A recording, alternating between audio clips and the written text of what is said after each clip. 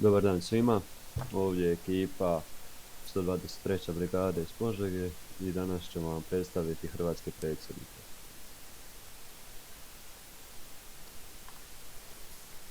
Prvi hrvatski predsjednik je Franjo Tuđman. On je rođen 14. svibnja 1922.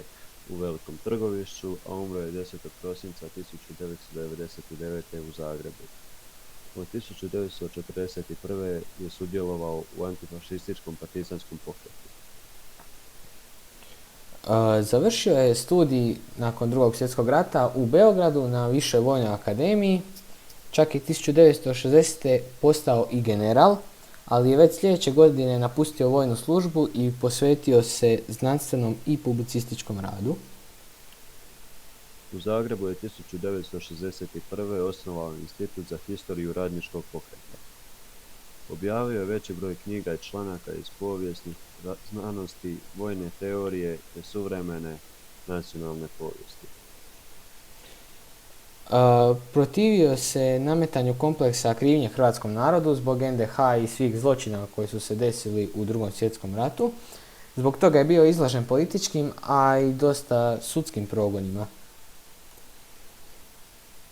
Izbačen je iz Saveza komunista Hrvatske 1967. godine. U prvom političkom procesu 1972. osuđen je na 2 godine zatvora. Godine 1981. osuđen je na 3 godine zatvora i zabranu javnog djelovanja na razdoblje od 5 godina. Nakon svih tih nedaća osnovao je Hrvatsku demokratsku zajednicu 1989. godine i time postao njen prvim predsjednikom, a 30. svibnja 1990. izabran je za predsjednika predsjedništva tada još Socijalističke Republike Hrvatske. U kolovozu 1992. izabran je za predsjednika Hrvatske države. Ponovno je izabran za predsjednika u lipnju 1997. Umro je u Zagrebu 10. prosinca 1990. godine, a pokopan je na zagrebačkom groblju Mirogoj 13. prosinca 1990. godine. Danas mnoge institucije, ustanove, trgovi i ulice nose njegovo ime, uključujući i zračnu luku grada Zagreba. Njemu u čast izgrađeni su i brojni spomenici. I nakon našeg prvog predsjednika dolazimo do drugog predsjednika, a to je Stjepan Mesić, rođen 24. prosinca 1934. godine u Orahovici. Njegovo srednje školovanje proveo je u gimnaziji u Požegi i Osijeku. Nakon toga diplomirao je pravo na Pravnom fakultetu u Zagrebu, a u politiku ulazi 1965. godine kao zastupnik u Saboru Socijalističke Republike Hrvatske. Sudjelovao je i u Hrvatskom proljeću 70. godina, a 1990. postao prvi predsjednik vlade Republike Hrvatske. U srpnju 1991. godine postaje predsjednikom predsjedništva Socijalističke Federativne Republike Jugoslavije, a on je usto bio i posljednji predsjednik predsjedništva SFRJ-a. Nakon toga u veljači 2000. izabran je za drugog predsjednika Republike Hrvatske, a 2005. godine građani su mu iskazali ponovno povjerenje, izabravši ga po drugi put, i zbog toga je bio predsjednik do 2010. godine. Najvažnija stvar koju je Hrvatska postigla za vrijeme njegovog mandata bio je ulazak u NATO savez. Treći po redu predsjednik Republike Hrvatske je Ivo Josipović. Ivo Josipović je rođen 28. kolovoza 1957. godine u Zagrebu. Završio je Pravni fakultet Sveučilišta u Zagrebu 1980. godine i položio je pravosudni ispit. Ivo Josipović je magistrirao kazneno-pravne znanosti 1985. Doktorirao je na temu pravo o uhićenju i pritvoru na kaznenome procesnome pravu 1994. godine. Prije izbora za predsjednika bio je sveučilišni profesor, zastupnik Sabora i skladatelj.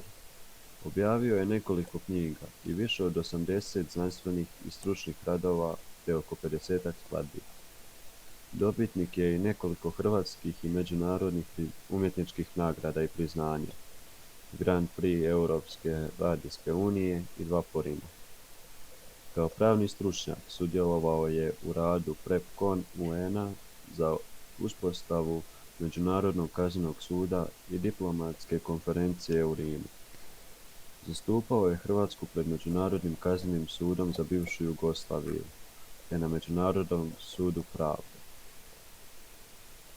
Za predsjednika RH je izabran u siječnju 2010. godine. Mandat mu je trajao do 2015. Tijekom njegovog mandata Republika Hrvatska postaje članica Europske unije. Prva predsjednica u Hrvatskoj je 4. predsjednik po redu. Njeno ime je Kolinda Grabar-Kitarović. Rođena je 29. travnja 1968. godine u Rijeci. Srednju školu završava u Los Alamosu u SAD-u. 1993. je diplomirala engleski i španjolski na Filozofskom fakultetu Sveučilišta u Zagrebu. Ona je magistra međunarodnih odnosa na Fakultetu političkih znanosti Sveučilišta u Zagrebu. Magistrirala je 2002. U razdoblju od 2002. do 2003. bila je na sveučilištu George Washington u SAD-u, te je tamo primila predsjednikovu nagradu za znanstveni, društveni i politički rad.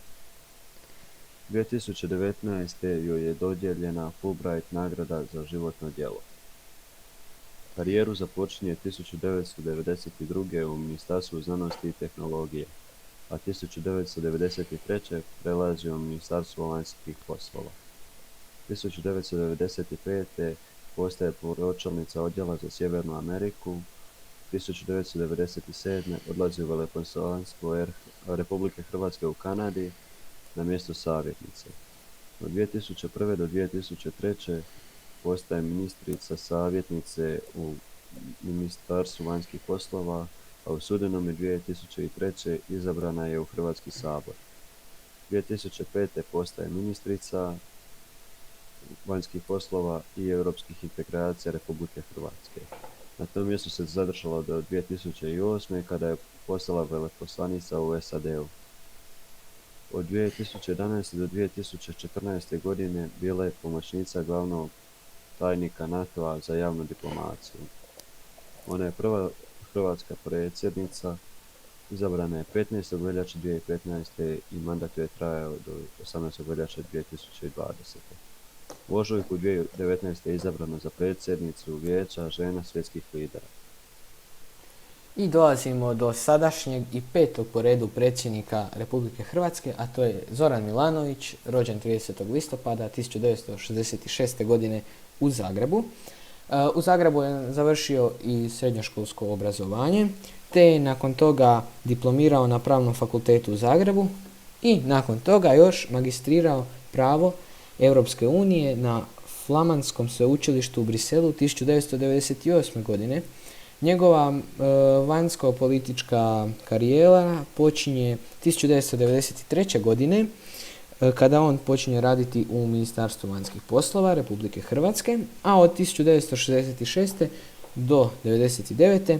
djeluje kao savjetnik u Hrvatskoj misiji pri Europskoj uniji i NATO u Briselu. Što se tiče njegove unutarnje politike, 2007. godine izabran je za predsjednika Socijaldemokratske partije, gdje je naslijedio Ivicu Račana. Nakon toga na parlamentarnim izborima 2011. godine odnio je pobjedu i time postao predsjednik 10. vlade Republike Hrvatske. Tijekom tog njegovog mandata Hrvatska je ušla u članstvo Europske unije. Mandat mu je završio početkom 2016. godine kada se lagano povlači iz politike.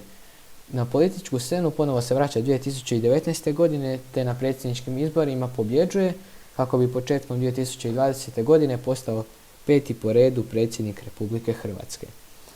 Eto, to je ukratko bilo to o našim predsjednicima. Zahvaljujemo se na vašoj pažnji i to je to. Doviđenja. Doviđenja.